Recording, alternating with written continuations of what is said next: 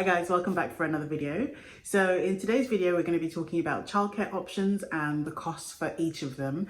So firstly, let me apologize that the video is going to be in two parts, and that's because when I started to record, I didn't realize that the video cut off at the end. So part of the end of the video that I recorded, I will redo. So in today's video, I'm going to be talking about how I am planning to budget for childcare. If you have been following me for a while, or maybe you haven't been following me, but if you know that I have three children. I have twins who are nearly 7 months, and I have an older daughter who is 3 years and 9 months. So I have to figure out childcare for all three of them because I do intend to go back to work. I don't intend to be a stay-at-home mum. Not that I could actually even afford it, to be honest, but it's just not, it's never been a desire. Well, it has been a desire of mine, but as I've gotten older, being at home with children just doesn't fill me, in the same way that I thought it would in the past. Anyway, so now I have to figure out childcare for three children, and it's expensive, girl. It is expensive. You gotta get your coins up. Okay, so let me talk about a couple of childcare options that are free. So obviously the first ones are, if you've got family, friends, neighbor, whatever, somebody who can look after your child for free, great. However, the downside of that is that the person may be sick. So it will have a massive impact if somebody can't look after your child. The second option is to look at au pairs. So I looked at au pairs, and an au pair is, usually somebody that comes from overseas and they come and stay in your house. So usually you have to provide them with, a room of their own. Ideally, you want them to have their own bathroom. And so in our house, we did convert the loft room, the loft into a room. So it has its own independent shower. But, they will, typically be using the same facilities as you. So ideally, if you are going to have an au pair, you want them to have independent accommodation, right? So, somewhere where, they've got their own kitchen, they've got their own bathroom, somewhere for them to chill out on their own. At the same time, if you don't have that and, they are kind of like, they're integrated into your household, they, become a member of your household, right? So, things like where you might just get up and kind of not get dressed, you have to get dressed. Where you're coming out of the bathroom and you might not have a towel on, you gotta have a towel on. Things like that you have to think about, and whether or not you can handle, just a stranger in your house and getting used to them, and some of the things that typically come with, like, having a roommate that isn't family, and you sort of have to moderate what you might be thinking, etc. So there's a lot that goes with that sort of integrating a new person into your household that you've got to think about. It is a lot cheaper than a lot of options. So childcare, au pairs, you usually just pay them for, I guess money just to sort of like live, and pocket money. So it's normally somewhere in the region about 400 to 500, maybe £600 a month, and they live in your house. You will also then be responsible for, buying them food. Not that you have to be responsible, but usually you would buy enough to accommodate an extra adult, right? The other thing about au pairs is that they don't always have childcare qualifications. They may have lots of experience, but they don't always have childcare qualifications. The upside also for having an au pair is that, they sort of become a bit of a helper. So, they'll help tidy up the house, they'll do the washing, basically they become part of like the domestic household help, depending on how you sort of define the rules for them, right? So that's, the upside of having an au pair. But, there are downsides also, because if, they're not well, then, who helps with the childcare if the au pair is not well? The other thing is, if you don't get on with them, and let's say you give them notice, then they're sort of in your house for usually about a month, and you've got that sort of awkwardness. The other thing to think about is that, with an au pair, they will be, looking after your child in the house. So, you need a private space to do your work and away from the children, and you need an au pair that's going to be strong enough to stop the children coming to bother you while you're doing your work. And also you'll need to give the au pair money to, take your children out and do activities with them. And, activities are not necessarily cheap, right? But all in all, that is the second cheapest option that I found.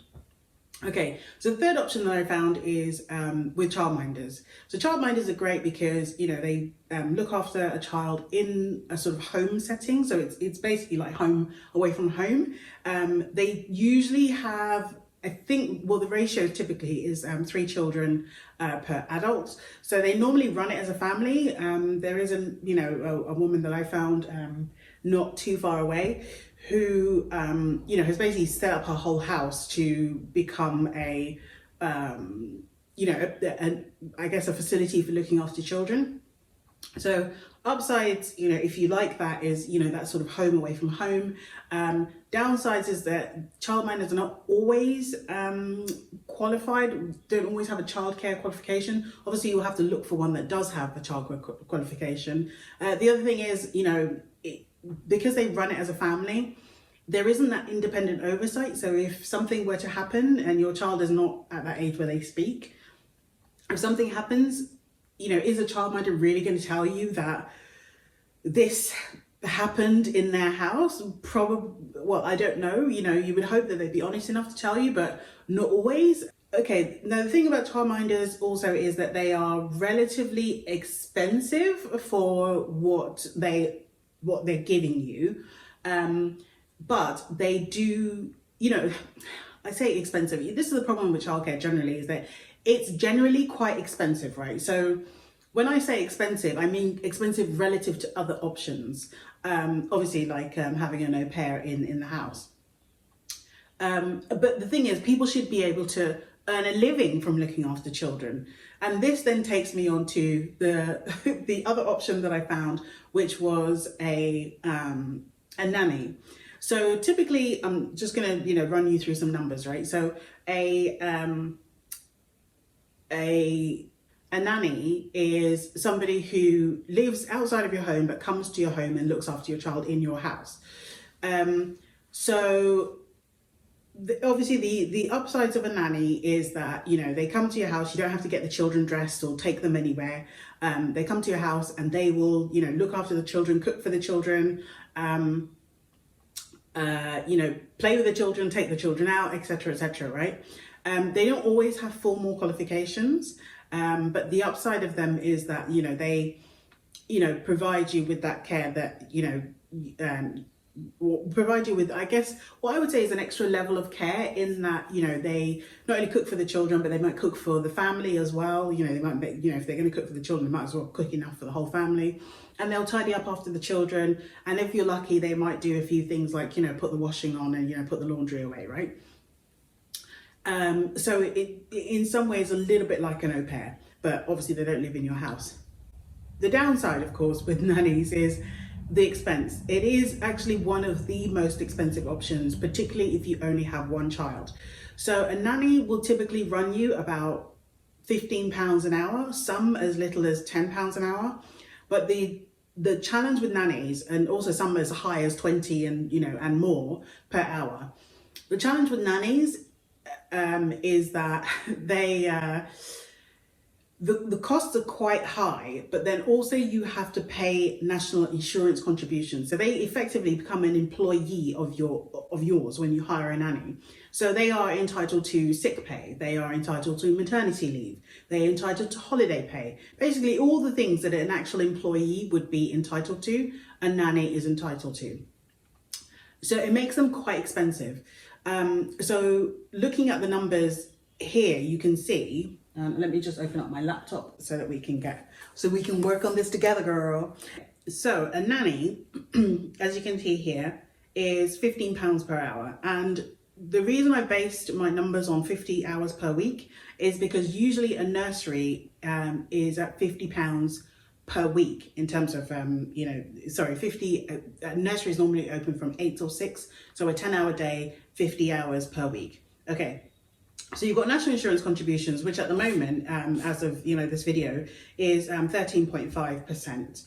So if you sort of tot that up, then weekly is 851, and then on the monthly basis it is 3,688.74.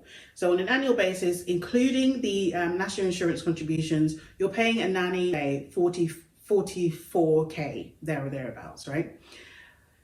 Now, some of them are registered with Ofsted. So in order to be eligible for the tax-free childcare, and tax-free childcare is effectively the government giving you £2,000 per child towards the cost of your childcare. Now, what I found is that not all nannies are registered with Ofsted, because there's, quite a few hoops that they have to go through to be registered, and so therefore you might not be eligible for the tax-free childcare element.